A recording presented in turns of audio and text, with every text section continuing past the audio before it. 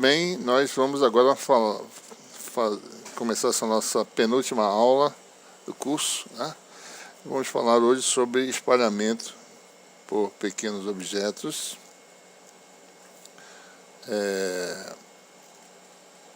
E basicamente a gente vai revisar, né, como expressar o campo de radiação do dipolo elétrico e magnético. Essa revisão é importante para você poder determinar o espalhamento por alguns tipos de objetos, né? Por exemplo, a gente vai fazer um exemplo específico para a esfera dielétrica, né? E no final a gente vai ver como esse fenômeno de espalhamento explica algumas técnicas, né? Ou alguns outros fenômenos, um deles chamado de ressonância de plasmas de superfície localizados, né? As referências para essa aula, você tem aí o Jackson, capítulo 10, nessas sessões 10.1 A, B e C. Tem sessões subsidiárias do Jackson também, que são algumas delas do curso de eletromagnetismo avançado. E nós temos também a base no nosso livro, né, no capítulo 11, sessões 11, 2, 3 e 5. Então, nosso objetivo, né, é determinar as propriedades de espalhamento de luz e de perdas de espalhamento para uma onda eletromagnética que interage com um meio constituído de partículas dielétricas, magnéticas ou condutoras. Mas no nosso caso específico a gente vai explorar mais um tipo de fenômeno. Em partículas dielétricas a gente pode também assumir partículas metálicas em que o campo penetra na partícula, né? O espalhamento em condutores em que o campo não penetra não vai ser abordado nessas duas aulas, mas a teoria vai estar disponível para esse tipo de cálculo, né? Então, a hipótese fundamental é que as dimensões do objeto são pequenas em relação ao comprimento de onda. Esse tipo de regime, né, é aquele que origina o espalhamento Rayleigh, né, bem conhecido. Então, a situação mais ou menos é essa: você tem um campo incidente, né, num meio constituído de objetos cuja dimensão tem um tamanho D máximo, que é muito menor que o comprimento de onda, né? Bom, então, é claro que se a gente resolver exatamente o problema, você tem condições de contorno, né? Você tem que satisfazer condições de contorno, o campo vai ser perturbado e você origina um campo de espalhamento que a gente vai denotar simbolicamente ESC, scattering, e HSC, que vai ser desviado, vai originar, né, propagação de uma pequena quantidade de energia em direções diferentes da direção originalmente de propagação. Ora, energia desviada da direção original quer dizer perda de energia. Então, essencialmente é isso que acontece, né? Então é nesse regime aqui, né? Comprimento, tamanho do objeto pequeno em relação ao comprimento de onda, né? Então a gente vai dar uma revisada, né?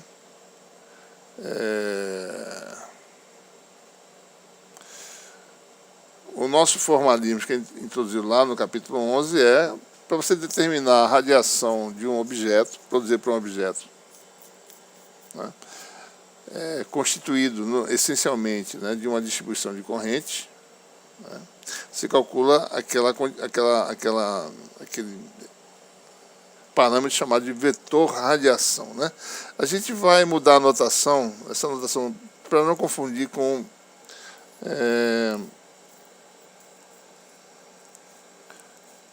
a densidade de objetos, que a gente vai usar essa letra E. Então a gente vai fazer na aula seguinte, mais ou menos, está essa letra diferentezinha, tá certo?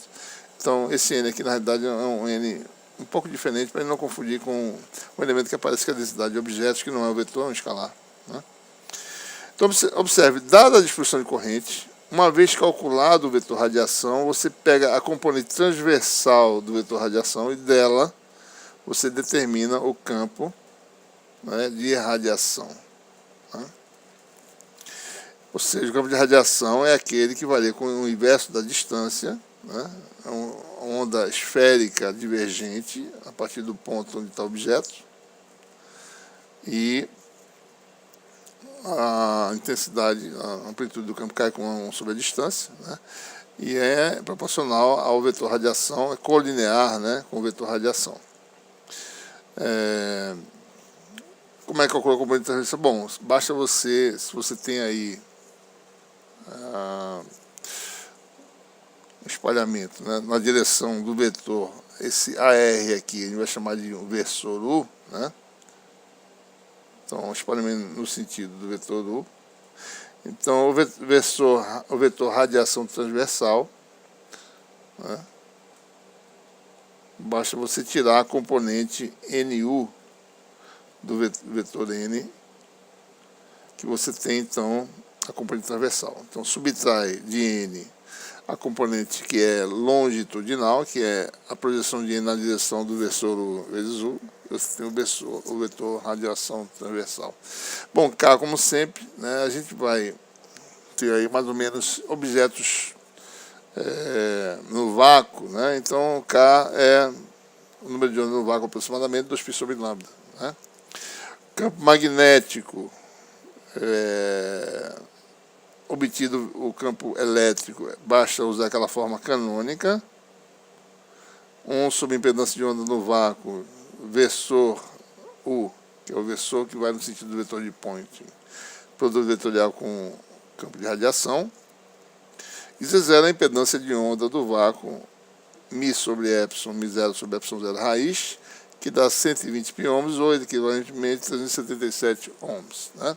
Vamos investigar como expressar, então, né, os campos para o dipolo elétrico, algo que a gente já fez antes, mas agora a gente vai usar, vai expressar as coisas em termos de dipolos, né, de momentos de dipolos, que são quantidades que a gente pode calcular, e delas a gente pode calcular o espalhamento, né, de objetos. Né? Se você tem aí um dipolo elétrico, né, um par de cargas, Q menos Q, separado de uma distância D, o momento de dipolo, né, simplesmente é, no caso, QD a Z. Né? No cálculo do vetor radiação, nós precisamos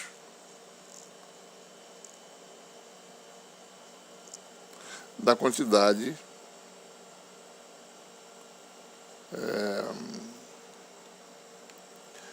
JdV, né?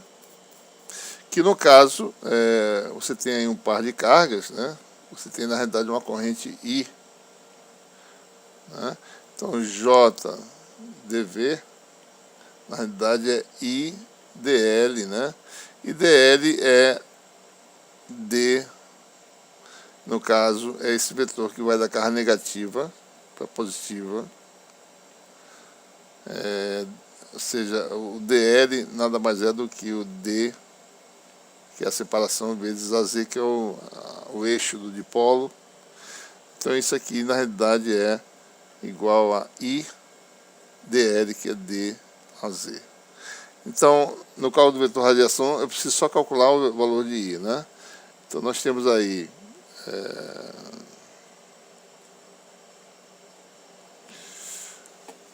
então, vamos fazer a continha aqui, tá certo? Tem a carga Q menos Q, separação D. Então, JdV', né, que é a integração do volume, dá IdL', que é ID a Z. A questão é relacionar agora I ao momento de dipolo. Observe que, usando a conservação da carga, algo que a gente já fez anteriormente, né? A corrente que flui para dentro, a corrente instantânea, digamos assim, né? E que flui para dentro dessa superfície fechada sigma, é simplesmente o aumento dessa carga que está envolvida. No caso seria dQ/dt. Né? Certo? A corrente que sai é menos dQ/dt, a que entra é mais dQ/dt. No regime permanente, isso aqui tem uma relação fasorial, I igual a J ômega Q. E aí você tem então que JdV', que aparece no cálculo do vetor radiação, é ID a Z, que por sua vez I é dado por J ômega Q, vai ser J ômega QD AZ, e QD AZ é o momento de dipolo, né? Então é J ômega P. Então o vetor radiação, que é por definição integral de dV' J exponencial de JK, né? X' escalar U, né? Como o dipolo é localizado, né? Então, então dipolo um ponto, né? O esse versor aqui. Então, x' é a variação da coordenada nesse ponto, que é 0, né? X' igual a 0. Então, o vetor radiação vai ser igual a JdV', que é dado por J ômega P,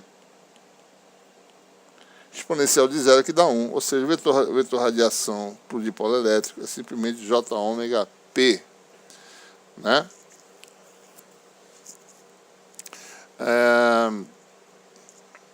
Observe que nós, para cálculo do campo elétrico, precisamos do campo do vetor radiação transversal, né?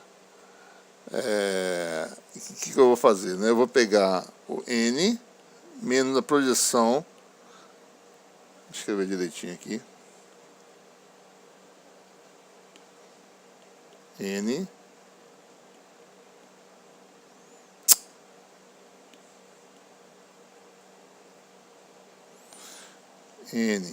transversal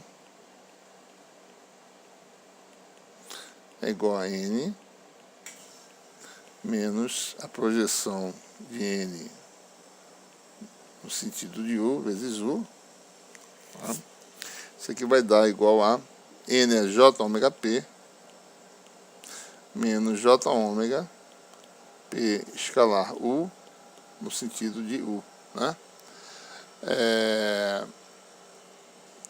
A gente vai colocar isso de uma forma mais característica para campo de espalhamento de radiação, notando que U vetorial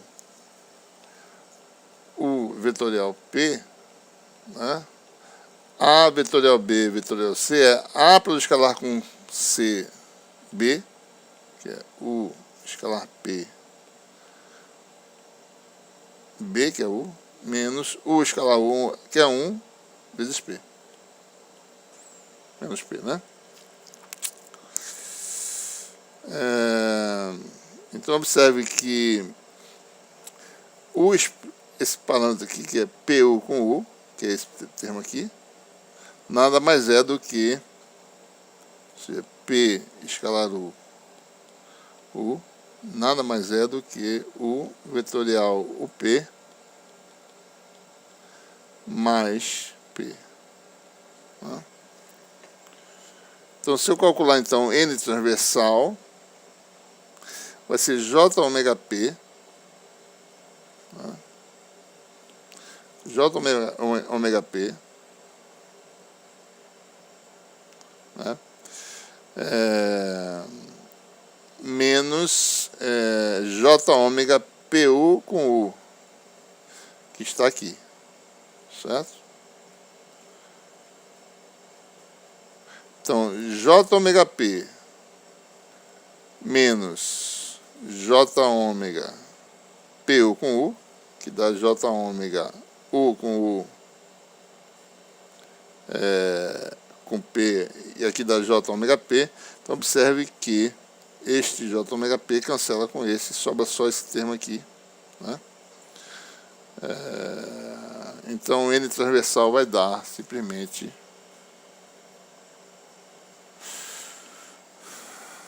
um N transversal, vai dar como tem nas notas de aula, J ômega menos J ômega U vetorial U vetorial P. Isso é apenas para deixar numa forma canônica, que vocês vão identificar essa forma lá no livro do Jackson, né? Você tem essa formulazinha aí, tá certo? Muito bem, então esse é o vetor, ou seja, com esse NT aqui, nós podemos calcular o campo de radiação, né? E o campo H de radiação, né? Usando a formulazinha que nós temos, tá certo? A gente deixa isso para daqui a pouco. Vamos agora ver como é que seria o vetor radiação para o dipolo magnético, né? Então observe que nós temos aí uma situação. O dipolo magnético a gente não vai utilizar no cálculo de espalhamento de radiação, mas ele serve para você modelar, por exemplo, espalhamento por condutores em que a radiação não penetra o condutor, né? Então você pode modelar um condutor como tendo tanto um dipolo elétrico induzido como um dipolo magnético induzido, né? O modelo simples de um dipolo magnético simplesmente é uma espirazinha de corrente, raio A, né? E com a corrente I circulando, né? E nesse regime o momento de dipolo é simplesmente corrente vezes a área, né? Da espira a Z. Então, nosso vetor radiação, só lembrando, né, que eu preciso aqui, é igual a integral de dV', né, na distribuição J de x', exponencial de JK, x' escalar U, né. No caso presente, x', que aparece no argumento da exponencial, é esse vetorzinho aqui, que localiza um elemento de corrente, a R',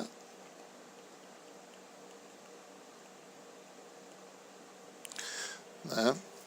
E, ou seja, mais uma vez a corrente filamentar, né? Então JdV' é igual a IdL', e o dL' é o comprimento AdΦ desse segmento aqui, a φ. Só que é linha, né? Esse linha aqui para dizer que são coisas variáveis. Isso aqui vai dar I a dφ' a φ'. Então, nosso vetor radiação requer o JdV', um dos argumentos, né, no integrando, e tem agora a exponencial de JKU x'. Ora, uma vez que, admitindo esse tamanho A, Ka, né, muito menor do que 1, ou seja, K é 2π sobre lambda, isso aqui é 2π A sub lambda muito menor que 1, ou seja, a hipótese é que o objeto tem tamanho, né, máximo, caracterizado pelo raio A, muito menor do que o comprimento de onda, né?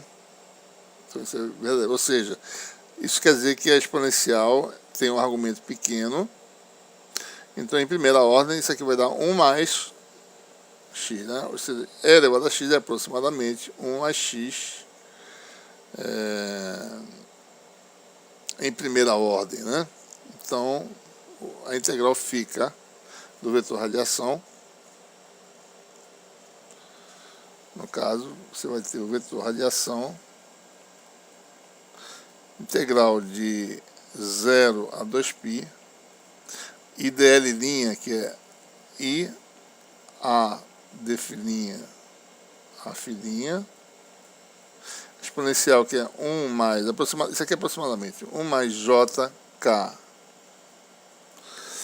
a x' escalar U, né? Você tem na realidade aí duas integrais, certo? A primeira integral, a integral de 0 a 2π,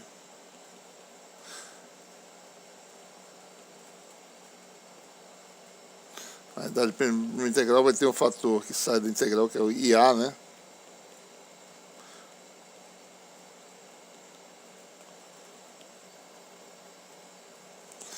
Integral de 0 a 2π de dφ' a φ', que é o vetor variável, versor variável, mais JK e A. JK e A, integral de 0 a 2π de dφ' a φ', e você tem esse fator de x' escalar U, né? Esse termo aqui é fácil verificar que ele dá zero, porque a integral de A' d' dá zero, né? A filinha tem duas componentes, menos seno de filinha, né? Decompondo em cartesianas.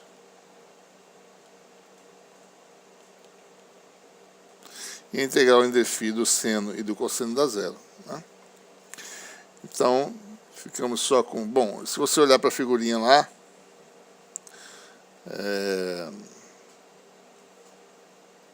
x', né? Eu acabei de falar aqui, né? X' vale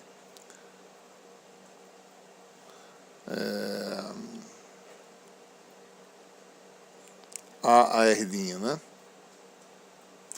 Então você bota na integral,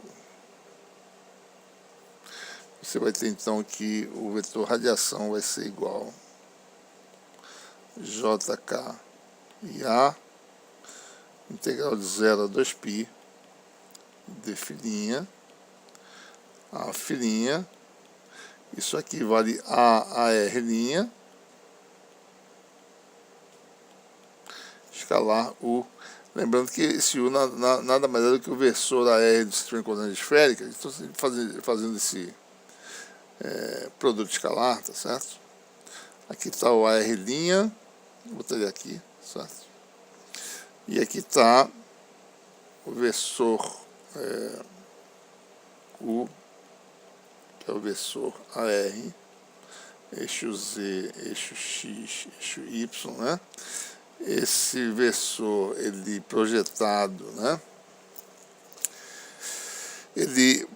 O R' está aqui.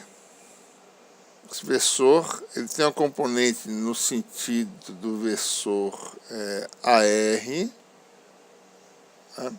Esse versor subtende um ângulo θ e um azimuth φ, e o R' subtende um azimuth φ'. Então, para o escalar do versor AR, que é o versor U com a R', é a projeção desse versor no plano, que tem a ver com seno do ângulo θ. Então vai dar seno de θ, produto escalar de AR com a R'. E produto escalar de R com a R' é o cosseno do ângulo, que é esse ângulo aqui, que é esse todo menos esse, ou seja, este menos esse. Então esse aqui vai dar cosseno de φ menos φ', ou se quiser também pode falar em seno θ, cosseno de φ' menos φ.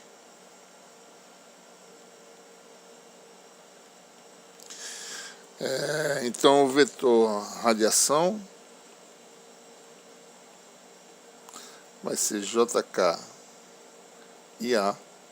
Você tem uma integral, né, de 0 a 2π de d', A'. Esse A aqui sai da integral, fica A2. Produto escalar de R' com U vai dar isso aqui, né? Seno θ, que também sai da integral, bota ele aqui fora. E aqui fica cosseno de φ' menos φ. É por causa desse cosseno aqui que essa integral não dá zero. Se não fosse esse cosseno, daria zero por causa desse fator aqui, né? D', A', certo? Bom, é fácil calcular isso, né? A gente tem que decompor o cosseno, decompor essa função, né?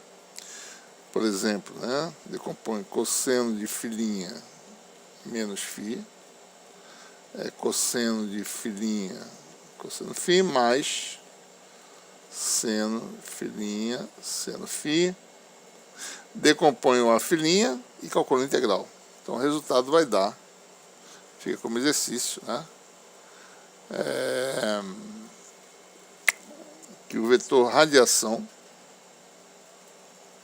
dá simplesmente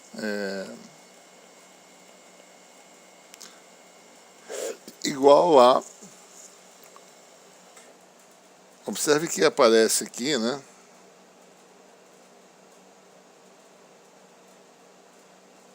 aparece aqui um IA2, né? Se você botar um π, você tem um momento dipolo, tá certo? Então, é por isso que vai dar esse resultado que a gente vai mostrar agora. N vai dar aproximadamente, né? Nessa aproximação de pequenos objetos JK, momento dipolo da espira vetorial U. Tá? Observe, né? Vamos ver o que quer dizer isso. M, U e θ, né? M vetorial U é M, módulo de M, que é M, módulo de U, que é 1, seno do ângulo, que é seno θ, a φ. Ou seja, isso aqui é I pi A2 seno θ a φ. Né? Que é mais ou menos o que está aparecendo aqui nessa expressão aqui, né? I A2 seno θ, né? E o a φ vem da integral, certo? Então, esse é o resultado que a gente obtém para o vetor radiação. Observe que, sendo N ortogonal a U, então N é o próprio N transversal. Não tem componente longitudinal. N transversal é o próprio N. Né? Ou seja, então, para o nosso caso de polo magnético,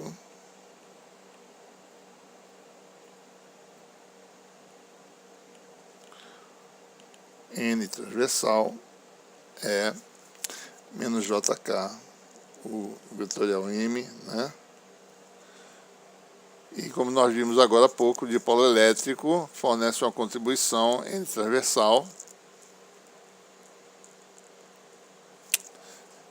né?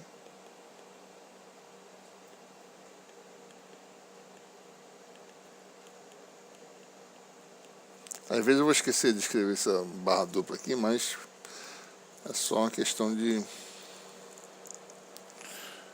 costume. Né? N transversal igual a menos J ômega U vetorial P, ou se quiser também J ômega, inverte a posição, U vetorial P vetorial U, né? Esses são os resultados obtidos, ok?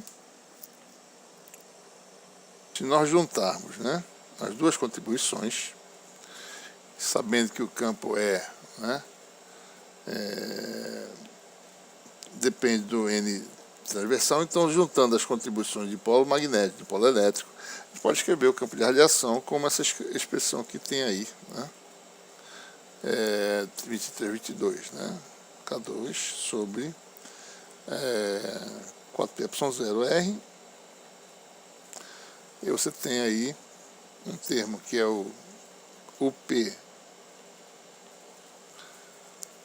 vetorial U menos 1 sobre C, o M, né, vetorial. E o fator que caracteriza a onda esférica, o fator exponencial menos JKR, né?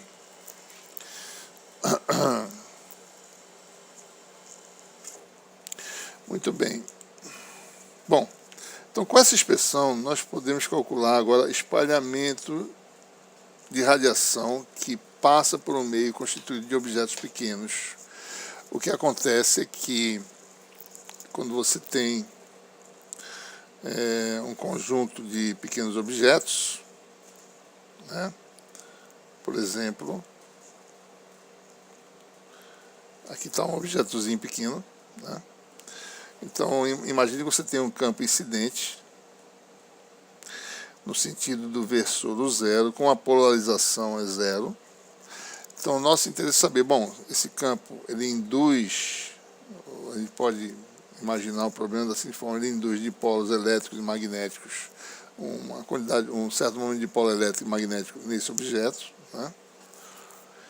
E esse dipolo, ele irradia, né? Então, a gente quer saber, bom, qual é a quantidade de radiação no sentido do versor U com o dado estado de polarização E, né? Então a gente vai caracterizar o estado da radiação incidente pelo par de versores U0 e E0, ou seja, a radiação se propaga no sentido de U0 com a polarização do campo elétrico igual a E0, e a radiação espalhada pelo par UE, ou seja, sentido do vetor de Point em AU e polarização do campo elétrico é E. Então a gente vai definir uma quantidade chamada a seção transversal de espalhamento diferencial. Já vai explicar o significado físico dela, tá? Simplesmente como sendo a intensidade de radiação espalhada com aquele estado de polarização e de sentido U, né,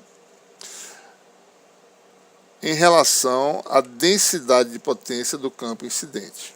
Né? Então observe, né? Intensidade de radiação espalhada num ângulozinho de ômega, né? Certo?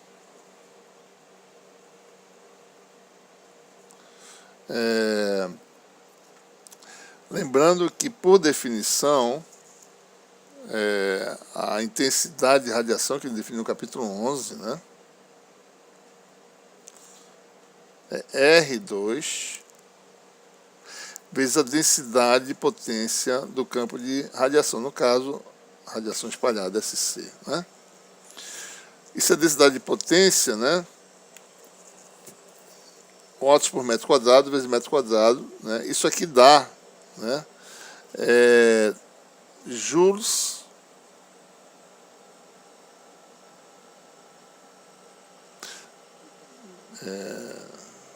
desculpe, joules não. O watts por metro quadrado dá watts, né, por estero-radiano, né? Watts por estero-radiano, porque você, quando multiplicar U vezes d ômega, você tem a potência espalhada num ângulo sólido de ômega, né? Então observe que isso aqui sendo watts, né, isso aqui sendo watts por metro quadrado, a seção transversal de espalhamento diferencial, né, diferencial quer dizer num ângulo sólido diferencial de ômega, d sigma de ômega, é simplesmente medida em área por unidade de ângulo sólido, né, que é estero-radiano, certo? Então área metro quadrado por estero-radiano, né? Bom, vamos interpretar o que é essa seção transversal de espalhamento, né? Então observe, né? Vamos fazer isso aqui no nosso caderninho, certo? Observe que você tem uma quantidade de radiação, né? A quantidade de radiação espalhada no ângulo de ômega, como eu falei, né, é U espalhado, a intensidade de radiação vezes delta ômega, né?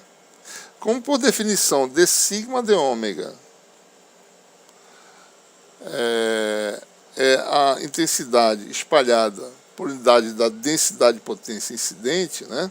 Então quer dizer que se eu multiplicar, então delta sigma, que é para um ângulo delta ômega, né, a gente tem uma quantidade de delta sigma, então eu posso calcular a potência espalhada, chamada de delta P espalhada, que é U espalhado delta ômega, né?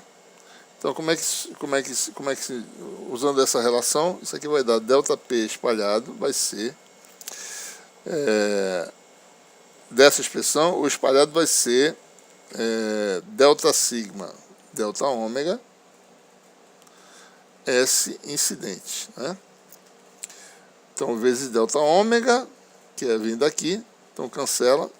Então delta P espalhado é a densidade de potência incidente vezes delta sigma, que é uma área, né?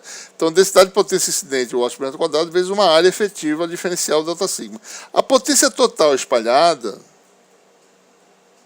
então botando aqui de volta, delta P espalhado é a densidade de potência incidente vezes uma área diferencial, que é delta sigma. Se eu quiser calcular, bom, esse objeto espalha em torno dele, né, em todo o espaço, né, uma potência P espalhada, essa P é simplesmente a integral de ΔP espalhado, né? Então, a potência espalhada vai ser S incidente, integral de delta sigma, e essa integral dá a seção transversal de espalhamento sigma. O que ela é, então? Uma área efetiva, né? Como é que eu calculo? Bom, se eu sei a densidade, se eu sei a seção transversal de espalhamento diferencial, d sigma d ômega, a minha seção de espalhamento total, seção de espalhamento, seção transversal de espalhamento, a integral no ângulo sólido do espaço, que é de 0 a 4π, de d sigma d ômega, que a gente calcula usando a nossa formação d ômega. Essa é a expressão que a gente tem para a seção transversal de espalhamento. Ou seja, em síntese, se a densidade de potência incidente é Sin, a potência total espalhada vai ser a densidade de potência incidente vezes a seção transversal de espalhamento sigma. Então, tudo se passa como se você tivesse aí uma área de captura efetiva, né? Você tem a densidade de potência distribuída no espaço, tá certo? No sentido do zero. É como se houvesse, aquele objeto ele oferecesse uma área efetiva, sigma, tal que a potência que vai ser perdida do campo incidente é uma potência espalhada, que é a área efetiva vezes a densidade de potência, ou seja, é assim, sigma. Então, por isso que se chama seção transversal, porque ela é como se fosse uma área transversal, né, ao fluxo do vetor de point incidente. Então, para eu calcular para cada situação a potência espalhada, eu preciso calcular inicialmente a seção transversal de espalhamento diferencial d sigma d ômega. E para cada situação, essa seção transversal de espalhamento d sigma d ômega vai ter uma expressão, que é o nosso objetivo, é calcular essa seção transversal de espalhamento, certo? Ok? Então é isso, né? Então é isso que a gente vai fazer. Então, efetivamente, nós temos aí o cálculo, né, dessa quantidade para você calcular quanta potência você vai espalhar total, sabendo a densidade de potência do campo incidente, calculando a seção transversal de espalhamento, né, dessa integral no ângulo sólido, você tem, ou seja, a partir da seção transversal de espalhamento diferencial, que é o parâmetro de importância aqui, né?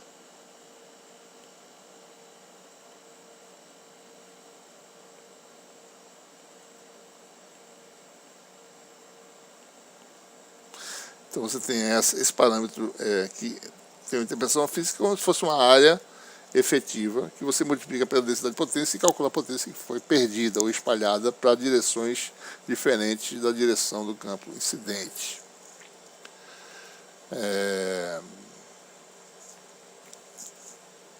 Então observe, né? Você tem aí que o campo incidente, né, pode ser escrito, né, a partir dessa expressão, né? A densidade de potência é simplesmente módulo de E incidente ao quadrado sobre 2 é zero, e o sentido de propagação é o zero. Então essa é a fórmula que a gente usa para o campo incidente, né? Resulta nessa expressão.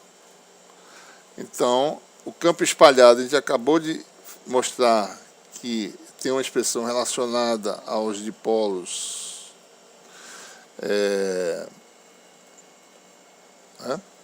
contribuição de dipolo elétrico e magnético é dada por essa expressão aqui. Você tem o campo espalhado, o campo H espalhado da forma canônica, né? Então a gente pode determinar a intensidade de radiação simplesmente calculando a densidade de potência, né? Esqueça por enquanto isso aqui, né? Ou seja, módulo de E espalhado ao quadrado sobre 2 é zero é a densidade de potência espalhada como um todo, né? Módulo dela, vezes R2 me dá a intensidade de radiação. Bom, a gente quer calcular qual é o teor de intensidade de radiação com um dado estado de polarização E. Certo? Então a gente calcula a componente do campo espalhado no sentido do versor E, que determina o estado de polarização da radiação espalhada. Né? Então a intensidade de radiação da radiação espalhada que se propaga no sentido de U com o estado de polarização E pode ser calculado simplesmente dessa expressão. A única diferença é que, ao invés de ter o campo total aqui, você tem a projeção do campo na direção do versor que dá o estado de polarização. Né? Então você tem essa expressão. Nós temos aqui a expressão do E scattered, espalhado. Né? Temos que fazer a projeção disso com o versor E. Né? Então, após algumas simples manipulações, né, a gente pode mostrar que vai dar. Vou fazer por exemplo, como é que dá isso aqui, né? Eu vou fazer aqui um deles, tá certo? Esse aqui é mais simples, né? Por exemplo, né? U vetorial P vetorial U escalar é conjugado, né? Esse fator aqui, produto escalar com E conjugado, dá o quê, né? Vamos fazer aqui a continha.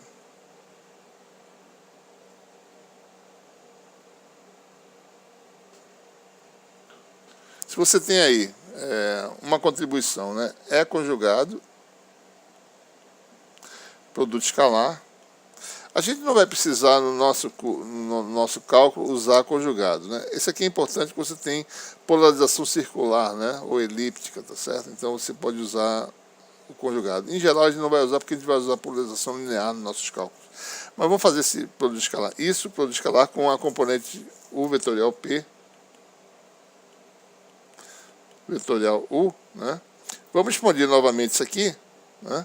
Isso aqui é igual a menos E conjugado, produto escalar com U vetorial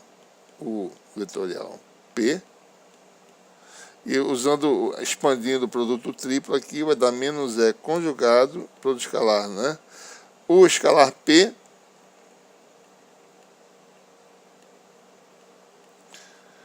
na direção de U, menos U escalar U na direção de P. Né?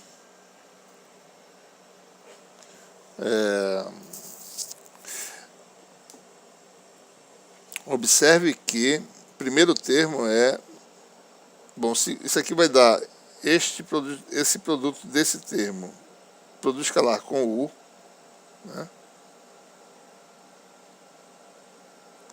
Ou seja, é conjugado escalar U. Quanto é que dá isso? Bom, vamos ver, né? Aqui está o sentido da radiação espalhada, certo? O E conjugado é um vetor transversal, né? O E é um versor transversal. O E conjugado também, certo? É um versor transversal. Então isso aqui dá zero. Então esse primeiro termo aqui dá zero. Então, esse produto escalar aqui vai dar simplesmente menos com menos, né? Vai dar E escalar P, que é o termo que aparece lá nas nossas notas, né? Aparece esse fator aqui, certo?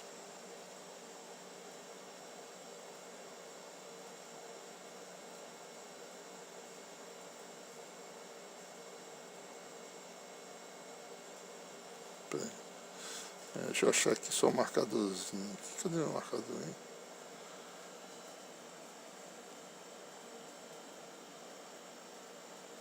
Olha isso aqui. Então nós temos aí esse fator aqui, né?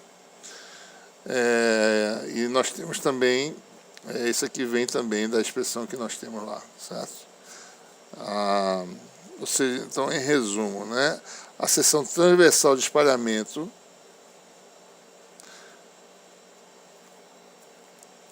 fica simplesmente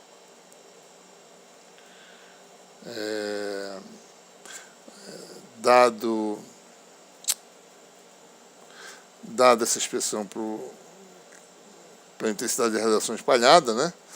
Então nós temos aí, só lembrando da expressão, tá certo?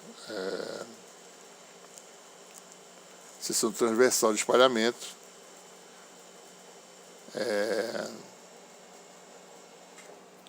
Isso dividido por S incidente, que é 1 sobre 2 é 0, módulo de é 0 ao quadrado, né?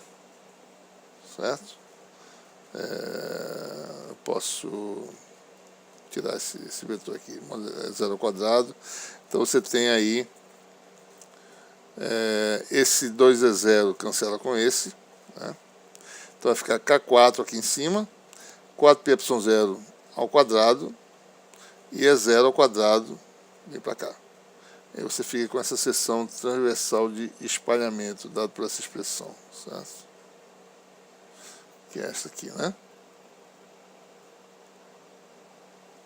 Certo? Muito bem. Essa expressão, a gente precisa calcular então esses momentos de dipolo magnético e elétrico, né?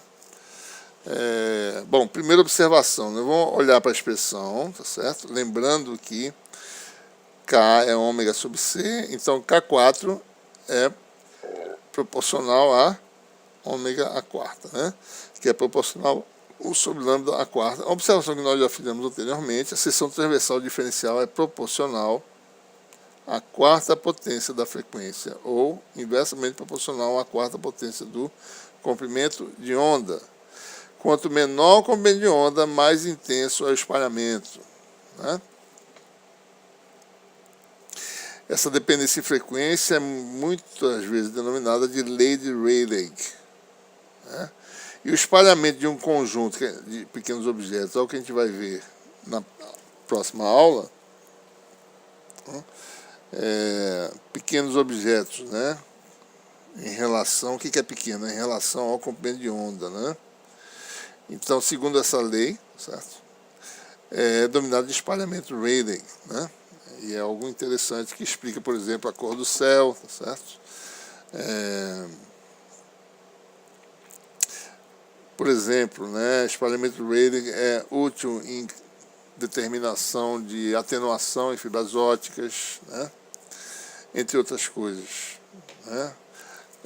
Por espalhamento Rayleigh, a gente explica parcialmente o fenômeno de plasmons de superfície localizada, que eu vou falar um pouquinho no final da aula, e assim por diante. Muito bem. Então, vou fazer um cálculo específico, né?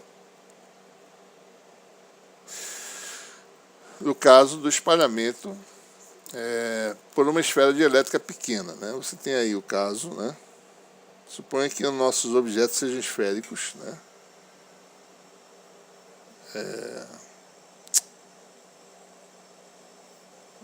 Vamos assumir que o nosso objeto ele tem aí uma permissividade epsilon, um raio A, né? E nós submetemos essa esfera ao campo incidente, na realidade, né? Campo incidente. Mudei um pouquinho a notação, mas o campo incidente é essa expressão. Ora, se o objeto tem um comprimento, um raio muito menor como de onda, para todos os efeitos, o campo em torno do objeto é praticamente uniforme, né?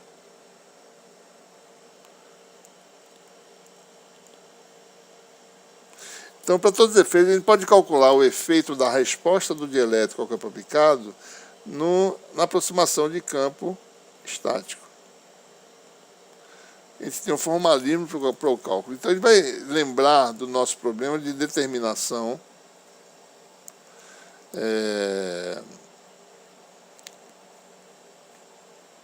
ou seja, dado uma esfera,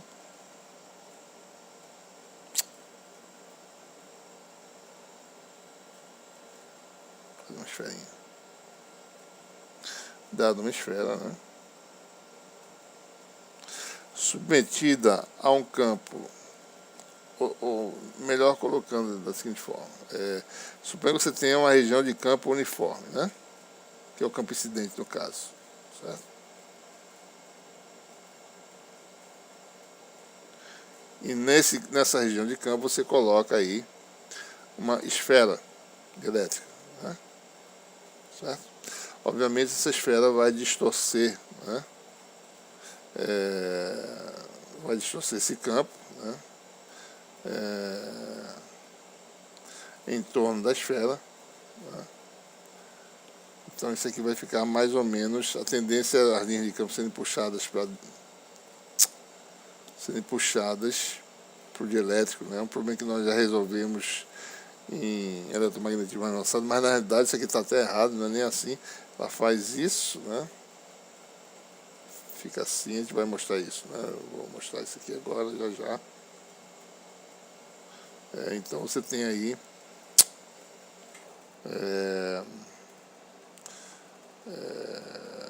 a tendência é a esfera puxar, né, as linhas de campos para dentro para o seu interior, né? Então essa é a tendência, certo? Então esse problema é resolvido na aproximação de campo estático, né, calculando o potencial inicialmente dentro e fora. Então se você admite que a distância é R, né, e o eixo Z é esse aqui, ou seja, o campo externo originalmente, né, é dado por E0 a Z para R muito maior do que A. Então nós já mostramos isso lá no curso de eletromagnetismo avançado, que a solução potencial dentro é da forma AR cosseno de θ, né? Isso aqui na realidade é Z, né? Para R menor que A. E no exterior o campo é dado por menos E0R mais B sobre R2. Isso aqui é consequência do fato de que a solução para o potencial, quando se sabe que ele depende das variáveis R e θ esféricas, ele é algo assim, né? Soma em L, zero a infinito, a sua solução geral, a L, R elevado a L, mais BL, R elevado a menos L mais 1, e aqui aparecem os polinômios de Legendre, PL de cosseno de θ, né? No nosso caso específico, se mostra, né, que só tem o termo L, ou seja, para R menor ou igual a A, só tem o termo L, só tem o termo, na realidade, L igual a 1, né? Então isso quer dizer que você tem o termo A1, R elevado a 1, P1 de cosseno de θ, né? E P1 de cosseno de θ é a função cosseno de θ. Por isso que nós temos esse resultado aqui, tá certo? Então o que se faz é aplicar condições de contorno para determinar a solução às constantes A e B, né? Condições de contorno são potencial contínuo em R igual a A, e D normal, D radial,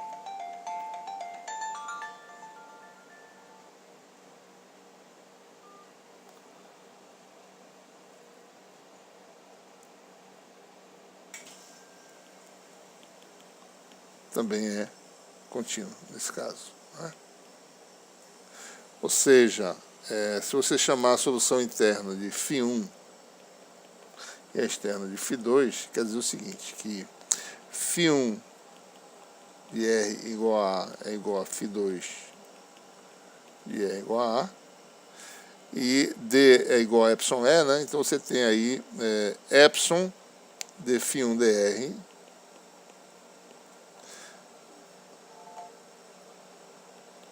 em R igual a A é igual a epsilon zero, porque a esfera está no meio vazio, né? De φ2 dr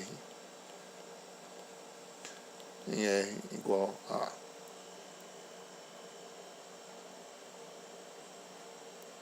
Bom, e fazendo, nós temos então um sistema de duas equações a duas incógnitas, né,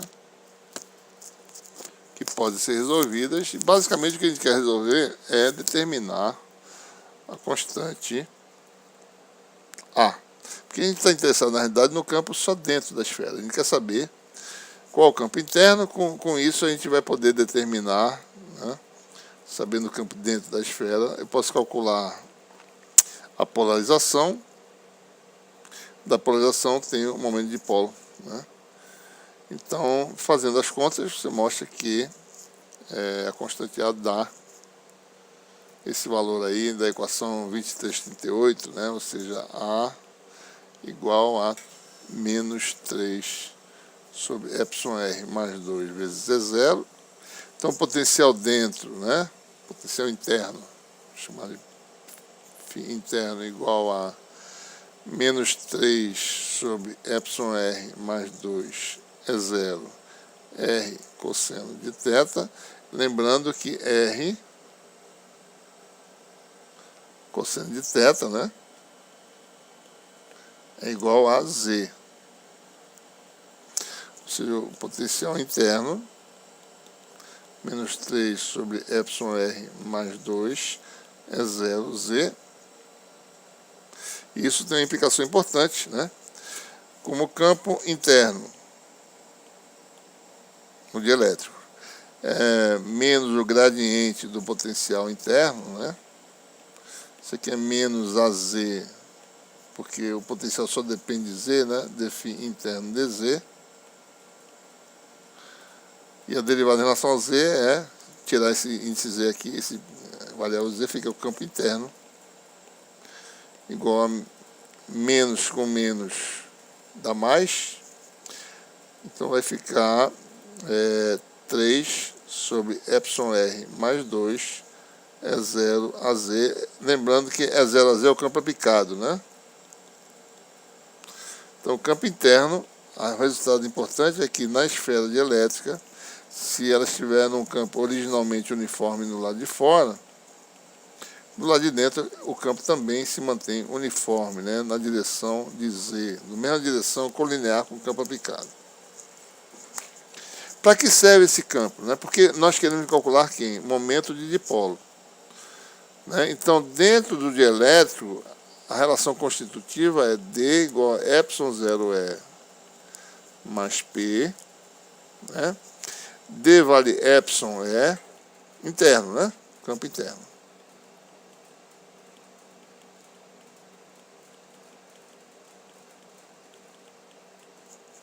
Então a polarização é ε menos ε0, campo interno. Então você tem aqui o campo interno, calcula a polarização, que vai dar 3 ε menos ε0 sobre... Isso aqui está errado. Eu já botei...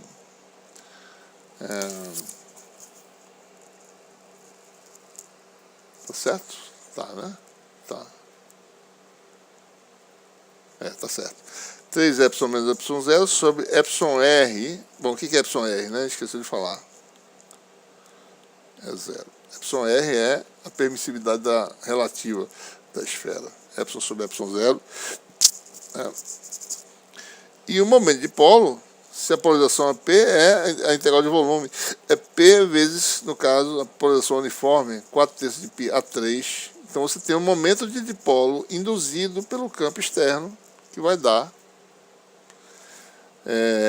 4/3 vai dar 4π ε0.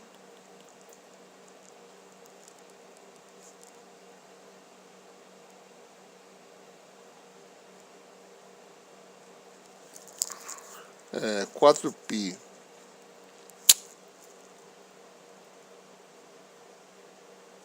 a 3 vezes ε menos ε0 sobre εr mais 2 é 0. Né? Se eu colocar ε0 em evidência, isso aqui vai dar P igual a 4π ε0 a 3. E aqui vai ficar εr menos 1 sobre εr mais 2. Fica inteiramente expresso em termos da permissividade relativa. E você tem aí, então, o momento de dipolo induzido na esfera, certo? Lembrando da expressão para o espalhamento, né, que depende deste momento de dipolo, tá certo? Deixa eu mostrar aqui a expressão. Observe que tem aqui um P ao quadrado, né? Observe que tem um 4πε0 aqui embaixo. Aqui tem um E0 embaixo. Tudo ao quadrado. Então, esse quadrado aqui, né, vai...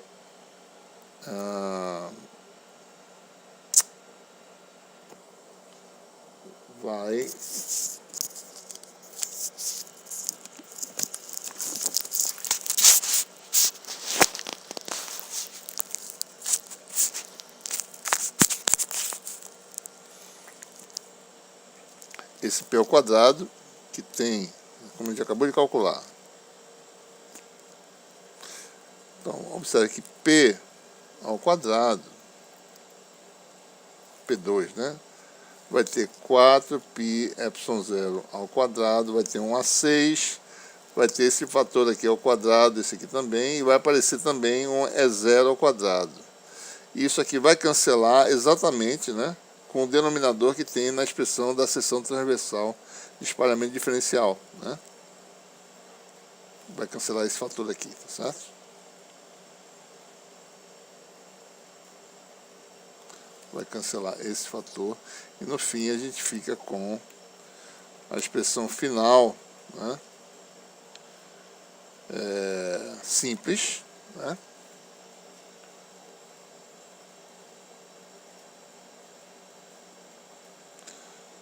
que a seção transversal de espalhamento diferencial é dada por essa expressão simples. Então aparece o εr menos 1 em cima e εr mais 2 embaixo. Aparece tudo ao quadrado. A gente está colocando um módulo porque a gente está abrindo a possibilidade do epsilon ser um número complexo. A gente sabe que isso pode acontecer, né? Apareceu o fator A6, aqui está a quarta potência, que deveria estar. E aqui, de onde vem, né, o E0 aqui, né? Bom, o E0 é a polarização do campo incidente, né? E0 vezes E0 é igual a o E incidente. Então, como o momento de polo ele é colinear com E0, então essa é a polarização. Isso aqui é o P, né? É igual a P E0. Então por isso que aparece um E0 aqui, todo escalar com E. Certo?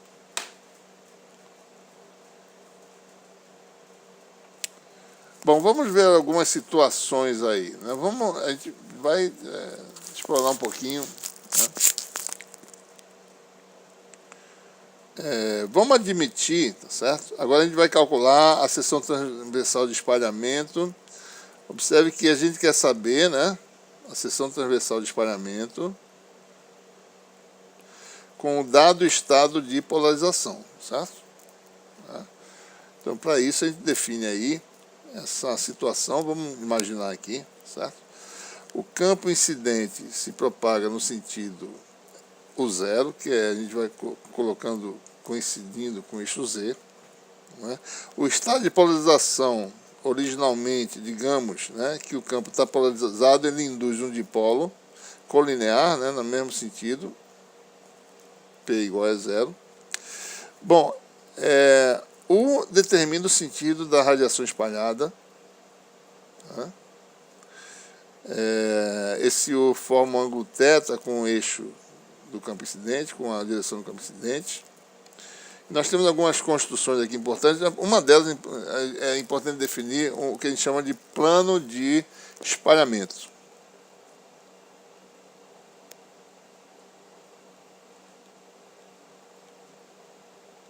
Por definição, é o plano que contém o versor U0 e o versor U, né? Esse é o plano de espalhamento, certo? Então, observe, né? A gente vai definir como a radiação espalhada tem polarização ortogonal a esse versor U. A gente vai definir dois versores, o E paralelo, que ele está no plano de espalhamento, que contém E paralelo, ele está no plano que contém o e o zero, né? E o E perpendicular, que é esse aqui, ele é ortogonal ao plano que contém o e o zero, certo? Então, nessa construção que a gente fez, o E0, né, ele é paralelo a X, tá certo? Né? Ok? Então, a gente quer saber, bom, Qual é o teor de radiação espalhada com a polarização ortogonal ao plano de espalhamento? Qual é o teor de radiação espalhada com polarização no plano de espalhamento? Tá? Vamos ver aqui algumas observações, né? O E paralelo, né, forma um ângulo θ com o versorzinho AR, né? O versor U, na realidade, é o versor AR de esférica, né? ARzinho de cilíndrica está aqui. Aqui tem um Aθ, né? Que é, no caso, o Aθ é paralelo, o E paralelo é paralelo ao Aθ, né? E o E perpendicular nada mais é do que o versor da φ nessa construção, certo? Ok? Então, então são essas duas polarizações que a gente quer analisar, né? Então, e para essas duas polarizações você vai ter a seção transversal de espalhamento associado à polarização no plano de espalhamento, né? Que dá o sigma paralelo, e a polarização ortogonal ao plano de espalhamento, que dá o sigma perpendicular, né? Então a gente pode calcular essas quantidades, né, olhando para as figuras, né? Quem são esses produtos escalares? Eu preciso calcular o produto escalar no fundo é AX, que eu quero calcular, produto escalar com E paralelo é o versor Aθ, né? Acabei de falar, certo? E esse perpendicular seria AX, produto escalar com a φ, né? Que não são difíceis de calcular, certo? Ora, é fácil observar da figura que AX, que é esse versor aqui, produto escalar com a θ, né? Eu primeiro projeto o Aθ no plano XY, que dá cosseno de θ a R, produto escalar com AX, vai dar cosseno de θ, cosseno de φ. Então, o produto escalar do E paralelo com o AX vai dar simplesmente a projeção cosseno de θ mais uma outra projeção cosseno de φ, né? A produto escalar do AX com o E perpendicular vai ser cosseno de 90 graus mais φ, que dá cosseno de π sobre 2 mais φ, que dá menos seno de φ, né? Ou seja, então esse é o resultado que a gente obtém, né? São esses produtos escalares para as duas polarizações, né? Então, como eu preciso calcular então essas quantidades, né, ao quadrado, simplesmente uma vai dar cosseno ao quadrado de φ, cosseno ao quadrado de θ, e esse aqui vai dar seno ao quadrado de φ. Então, a polarização paralela, ela tem uma dependência angular, né, dependendo do sentido do versor U, que depende dos ângulos polares θ e φ, dessa forma, e a perpendicular só depende do ângulo seno ao quadrado, né? Então você tem aí os resultados: seção de espalhamento diferencial associada à polarização paralela, dada por essa expressão, e a perpendicular é dada por essa outra expressão, né? Quadrado de seno de φ. Certo? Bom, e se eu quisesse somar as duas, né, eu posso somar, porque são polarizações independentes, a intensidade total, na realidade, se eu quisesse calcular, bastava calcular o N transversal e calcular direto, o resultado daria a soma dessas duas quantidades, que daria esse resultado aqui, né, seno ao quadrado de φ mais cosseno de φ ao quadrado cosseno de θ, né? É bom observar algumas coisas, tá certo? Por exemplo, né? É bom a gente tomar cuidado com essas variações angulares aí. Por exemplo, vamos olhar para essa esfera de novo. Se o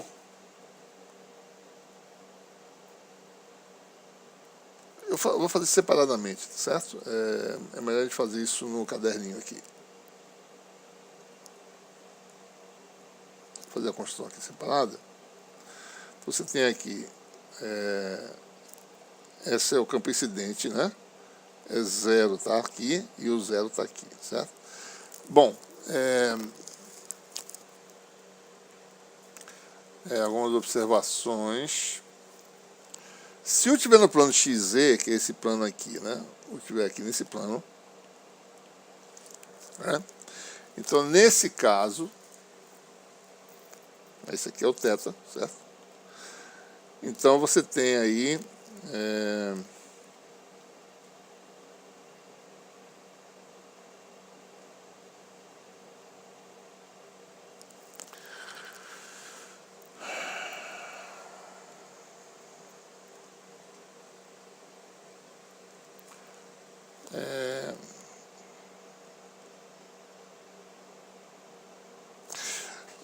a radiação espalhada, né? Ou seja, não tem essa componente aqui, né? Porque a radiação espalhada tem um campo polarizado nesse plano aqui, né? Então só tem componente paralelo, né? Então, como a componente perpendicular é proporcional a seno de φ, então quando U é paralelo ao plano XZ, tudo a gente pode calcular fazendo simplesmente φ igual a 0, ou seja, só tem uma contribuição, que é a contribuição d sigma paralelo de ômega, né? Que vai dar, se você fizer na expressão, vai dar K4 a 6, aquele fator módulo εr menos 1 sobre εr mais 2 ao quadrado, e cosseno ao quadrado de θ, porque cosseno de φ dá cosseno de 0, que dá 1, né? E d sigma perpendicular não existe, vai dar 0, né? Certo? Então é importante observar isso, tá certo? A gente tem aí, com essa expressão que a gente acabou de derivar, né? Vou passar para cá de novo. Aqui está. Algumas observações, né? Essa seção transversal é máxima para U perpendicular a P, porque isso aqui no máximo dá 1, esse número aqui, certo? Então, para U perpendicular a P, ou seja, U perpendicular, U esse aqui é o 0, né? Esse aqui é P. Se você tem U perpendicular a P, ou seja, em qualquer plano, se U estiver no plano, em qualquer direção no plano YZ, né? Ou seja, U torna-se perpendicular a P, né? Então, isso aqui vai dar 1, certo? Φ igual a π sobre 2, né? Quando φ igual a π sobre isso aqui dá 1, e isso aqui dá 0, né? Então, a seção transversal dá esse valor máximo aí, certo? A seção transversal é nula para U paralelo a P, ou seja, se eu colocar U no sentido do próprio P, né? Então você tem aí θ igual a π sobre 2, né? Isso aqui dá 0. E como o paralelo a P quer dizer que U está paralelo ao plano XZ, nós falamos que φ igual a 0, então esse termo também dá 0. Então, d sigma de ômega dá 0. Ou seja, nós sabemos disso, né? Se você tem aí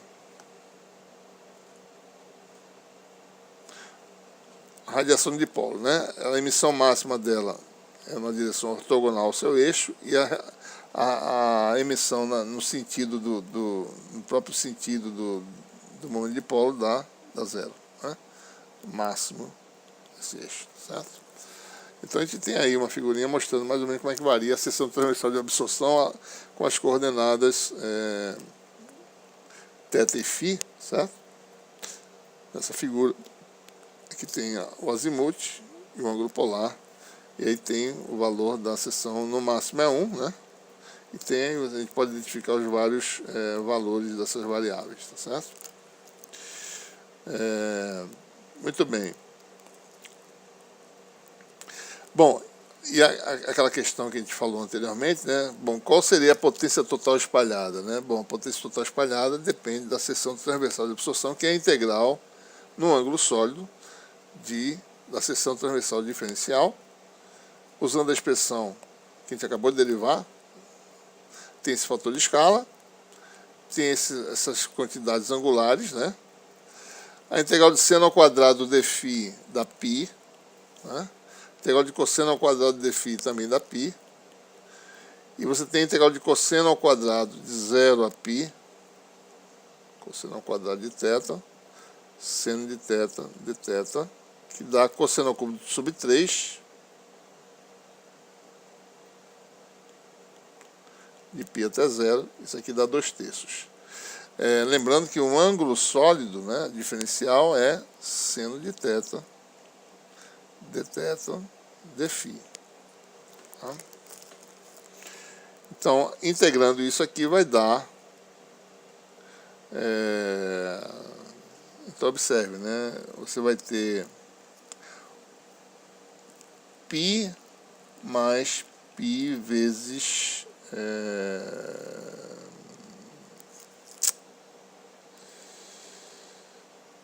vezes 2/3, né?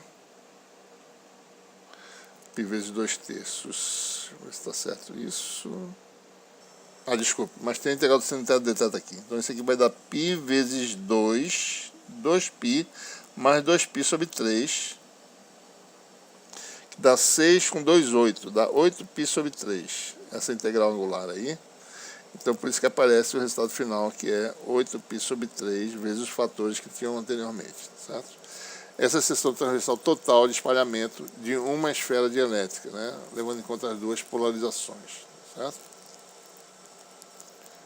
Ok.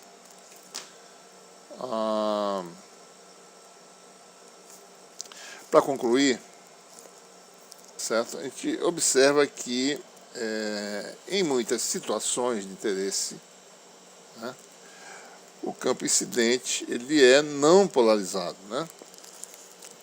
Por exemplo, a luz solar, né? A luz solar incide na atmosfera, você tem vários dipolos, predominantemente elétricos, e a luz do sol vem não polarizada. O que acontece então nesse caso, né?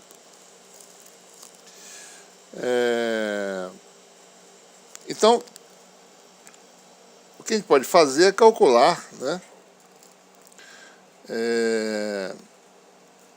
que o dipolo induzido, que ele está sempre alinhado com o campo incidente, né,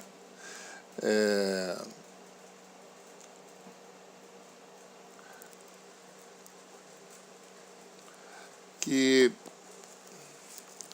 essa orientação em relação àquele nossa construção, deixa eu mostrar a construção aqui, talvez, fique mais fácil, né? Então, digamos, né, o que a gente vai fazer é o seguinte, ora, a gente vai tentar verificar para variar, ou seja, qualquer que seja a polarização, você pega esse eixo X, né, pega o eixo X e faz ele ser numa direção arbitrária. Na prática, tudo se passa como se eu rodasse, eu vario o meu φ, tá certo? Eu calculo as contribuições no plano de espalhamento e ortogonal plano de espalhamento para diferentes valores de φ. Ou seja, eu somo todas as quantidades, né? Eu calculo a soma de todas as contribuições para diferentes valores de φ. Então eu tiro uma média, né? Tiro uma média, certo? Ou seja, se a minha variável depende do ângulo φ, minha função, que é a função espalhamento, deixa eu abrir aqui, onde é que está? Então eu vou calcular essa média, essas seções transversais de espalhamento, tanto no plano de espalhamento como ortogonal, chama de f de φ a função. Então eu queria fazer uma média, né? Uma média no azimuth, né? De 0 a 2π, integral 0 a 2π dessa função, né? Então, se você pegar essas funções que a gente acabou de derivar, tá certo? E calcular as médias, então eu vou ter, deixa eu botar as expressões de volta, tá certo? Deixa eu apagar tudo isso aqui. Vamos apagar essas coisas todas. Onde é que está aqui? Nós temos aí essas expressões. Eu já tenho a expressão final aqui, não é essa que eu quero, não, a anterior. Isso aqui. Aqui estão as expressões. Eu vou escrever aqui separadamente, né, no nosso caderno, tá certo? Vamos calcular aqui direitinho, para entender bem isso aqui, né? Então nós calculamos agora há pouco, né, como função da variável azimutal, d sigma paralelo de ômega, né?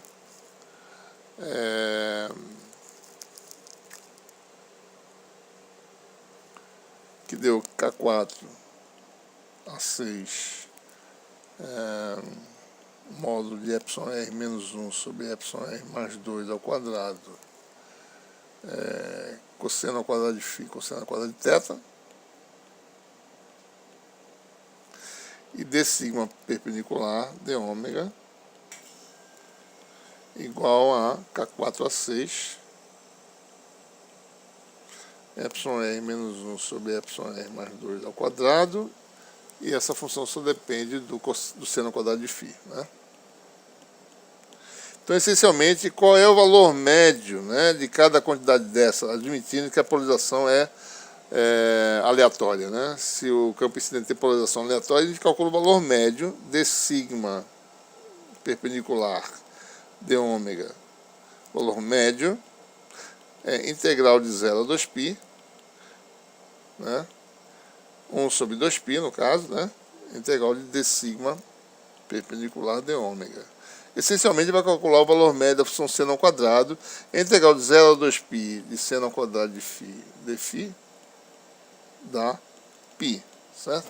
Mesma coisa, né, quando eu calcular para d sigma paralelo, né?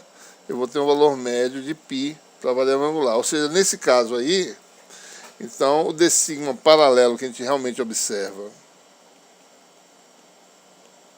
médio, vai dar simplesmente π vezes, né? Π. Deixa eu ver se está certo aqui. Está faltando um π, né? Ah, não, desculpe. Não é π, não, desculpe. É π dividido por 2π. Então isso aqui vai dar, quando eu faço π sobre 2π, que vem desse denominador, vai dar 1 meio, né? Então é simplesmente tirar as funções φ das seções transversais e dividir por 2. Então vai dar K4 a 6 sobre 2, né? εr menos 1 sobre εr mais 2, módulo quadrático, cosseno ao quadrado de θ, e d sigma perpendicular de ômega médio, né? Vai dar K4 a 6 sobre 2, independente do ângulo, né? Ok? Então aí nós temos o resultado interessante aí, né? Ou seja, a polarização perpendicular ao plano de espalhamento, a seção transversal de espalhamento, não depende da variável angular, né? Ao passo que a paralela depende, tá certo? E aí nós temos um resultado muito interessante, que a gente vai ilustrar aqui com esse desenho, tá certo? Que explica um fenômeno curioso.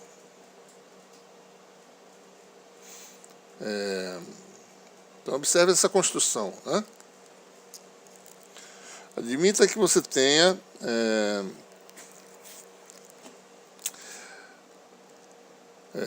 radiação incidente no sentido de U0, né? Polarizada aleatoriamente, né? Você não tem nenhuma polarização, você tem qualquer polarização aleatória, e nós calculamos a seção transversal de espalhamento média, né? Então observe que se você calcular para o caso em que U é ortogonal ao zero, ou seja, para o caso θ igual a π sobre 2, o que acontece? Bom, se a gente olhar as expressões que a gente acabou de calcular, a luz que vem para cá é inteiramente polarizada, né, ortogonalmente a U. Né? Você só vai ter a contribuição, que essa é perpendicular. A contribuição é paralelo, que seria esta aqui, é ausente, porque essa é paralela, ela é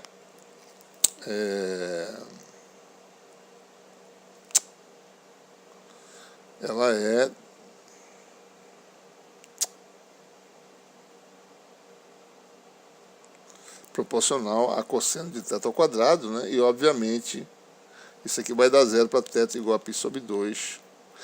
A seção transversal média de espalhamento desse gradiente dá zero. Ou seja, o que quer dizer isso? Né? Quer dizer o seguinte: se você tem a radiação não polarizada viajando num sentido, se você observa a luz espalhada, só um minuto. Se você tem radiação espalhada num sentido, e se você observa a radiação espalhada ortogonalmente, a radiação vem linearmente polarizada. Né? Certo? Só tem uma polarização, que é essa ortogonal ao sentido de U. Né? Não tem uma polarização, por exemplo, nesse plano. É claro que não tem, porque você não tem nenhuma contribuição, né, de luz induzida, nenhuma polarização induzida nesse sentido, mas sim no plano. Certo? Então, o que nós temos de interessante a respeito disso? O que é curioso? Né? Observem essa construção que eu vou fazer aqui, certo? Que você está na superfície da Terra, né? Certo? Observando o céu. Né? Então, a luz do Sol ilumina deixa eu fazer isso aqui melhor, vou dar uma reta mesmo.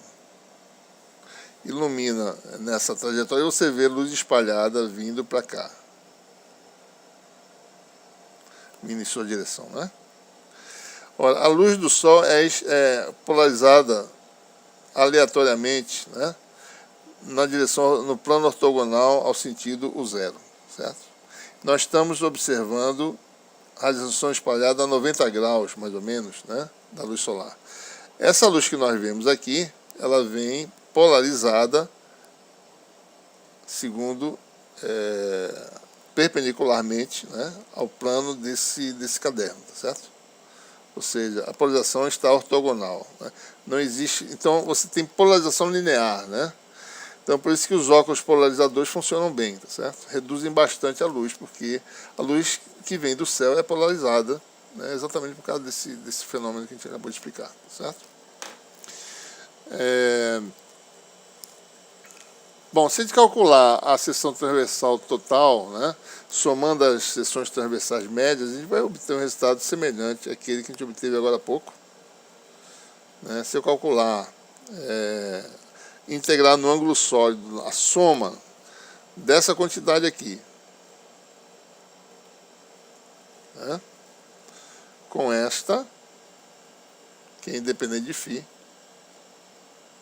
se eu somar as duas e fizer a integral de sigma paralelo médio de ômega mais de sigma perpendicular médio de ômega integrado no ângulo sólido de ômega, né? Isso aqui dá um fator de escala vezes a função 1 mais cosseno ao quadrado de θ, seno θ de θ de φ. Então vai dar 2π e vai dar um fator de 4/3 aí, se for calculado, tá certo? Então nós teremos novamente o mesmo resultado, né, que eu calculei anteriormente. A seção transversal de absorção média dá aquele valor que eu calculei anteriormente, né? 8π sobre 3 K4 a 6, né? Certo? Muito bem. Vamos olhar para essa expressão aqui, vamos falar sobre esse fenômeno que a gente chama de ressonância de plasmons de superfície localizados, né, LSPR. Vamos admitir essa aproximação em que a esfera é uma esfera metálica, né? E observe o seguinte, que se você vai para a região do infravermelho próximo, certo? Visível, ultravioleta, se você tem um comprimento de onda da ordem de, sei lá, 600 nanômetros, se você tem uma esferazinha com raio de 10 nanômetros, esferas nanométricas, a radiação penetra inteiramente na esfera. Ela pode decair um pouco, mas ela penetra na esfera, mesmo que ela seja metálica. E nós sabemos que nessa região, nós já mostramos anteriormente que metais têm um epsilon relativo, cuja parte real do epsilon de metais é menor que zero, né? Então observe que se a parte real se aproxima de -2, esse denominador aumenta substancialmente, né? E você tem a seção transversal de espalhamento grandemente intensificada, né? Ou seja, você perde muita energia, né? Então o sistema ele espalha significativamente. Então esse fenômeno em que você está na região em que epsilon R mais ou menos tem a parte real próxima de -2, é o fenômeno conhecido como efeito de ressonância de plasmons localizados de superfície, né? Explicado por esse espalhamento Rayleigh. É claro que para esferas de outros tamanhos a gente tem que usar outras ferramentas, mas o importante é que apareça um fator no denominador, né? Epsilon R mais 2. Então, se a parte real de epsilon R é igual a -2, você vai ter um máximo na seção transversal de espalhamento, né? Um máximo quer dizer máxima absorção, máximo remoção de energia da fonte do campo incidente, né? Então, isso aqui, por exemplo, é uma simulação, certo? Mostrando como é que é. Isso aqui para esferas de prata, né? Então, assumindo, independente aí do valor do raio da esfera, né? Então, a dependência 1 sobre lambda a quarta, né? E você tem epsilon R menos 1 sobre epsilon R mais 2 ao quadrado. É basicamente essa função que a gente está calculando com epsilon R, a função epsilon R de lambda de um determinado material. A gente fez um exemplo aqui para prata, né? Então, o máximo para prata ocorre nessa região aqui, que é perto do azul, na borda azul do espectro eletromagnético. Você tem um grande aumento, tá certo? Um efeito ressonante, né? Que se mostra na seção transversal de espalhamento total, certo? Isso é usado para você fabricar dispositivos usados em engenharia biomédica, né? Você, quando tem esferas em líquidos biológicos, você pode medir com sensibilidade variações de índice de refração, porque isso aqui depende do meio vizinho, as esferas, né? Então, se a propriedade do meio varia, esse pico desloca, você pode medir, né? Variações de refração ou interação entre agregados biomoleculares, né? Reações biológicas, porque essas reações mudam efetivamente a refração próxima das esferas metálicas. Então, esse fenômeno de ressonância de plasmons de superfície localizados é explicado por essa teoria que a gente acabou de desenvolver, certo? Bom, na próxima aula a gente vai juntar várias partículas, né, e ver como é que se dá o espalhamento Rayleigh, e vai ver como é que a gente pode explicar, né, a coloração do céu, por exemplo, baseado nessa teoria, certo? Então ficamos por aqui.